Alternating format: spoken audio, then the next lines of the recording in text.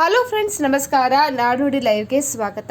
ಸ್ನೇಹಿತರೆ, ದೇಶದ ಹಲವು ನಗರಗಳಲ್ಲಿ LPG ಸಿಲಿಂಡರ್ಗಳ ಪೂರೈಕೆಯಲ್ಲಿ ಇದೀಗ ವ್ಯತ್ಯಯ ಕಂಡು ಬರ್ತಾ ಇದೆ. ಈ ನಡುವೆ ಒಂದು ಮನೆಯಲ್ಲಿ ಎಷ್ಟು LPG ಸಿಲಿಂಡರ್ ಇಡಬಹುದು ಅಂತ ಹೇಳಿ ಹಲವರಲ್ಲಿ ಈ ಪ್ರಶ್ನೆ ಇದೆ. ಹಾಗಿದ್ರೆ ಈ ಬಗ್ಗೆ ಉತ್ತರವನ್ನು ತಿಳ್ಕೊಳ್ಳಿಕ್ಕೆ ಈ ವಿಡಿಯೋವನ್ನು ಕಂಪ್ಲೀಟ್ ಆಗಿ ವಾಚ್ ಮಾಡಿ. ಸ್ನೇಹಿತರೆ, ಗ್ರಾಹಕರಲ್ಲಿ ಒಂದು ಪ್ರಮುಖ ಪ್ರಶ್ನೆ ಇದ್ದಾಗ ಆಲ್ಮೋಸ್ಟ್ ಎಲ್ಲರಲ್ಲಿ ಇದೆ. ಒಂದು ಕುಟುಂಬವು ಕಾನೂನುಬದ್ಧವಾಗಿ ಒಂದು ವರ್ಷದಲ್ಲಿ ಎಷ್ಟು LPG ಸಿಲಿಂಡರ್ ಹೊಂದಬಹುದು ಎನ್ನುವ ಪ್ರಶ್ನೆ. ಹಾಗಾಗಿ ಪ್ರಸ್ತುತ ವ್ಯವಸ್ಥೆಯಡಿ ದೇಶೀಯ LPG ಬಳಕೆದಾರರು ಒಂದು ಹಣಕಾಸು ವರ್ಷದಲ್ಲಿ 14.2 kgಯ 12 ಸಬ್ಸಿಡಿ ಸಿಲಿಂಡರ್ಗಳನ್ನು ಪಡೆಯಲು ಅರ್ಹರಾಗಿರ್ತಾರೆ.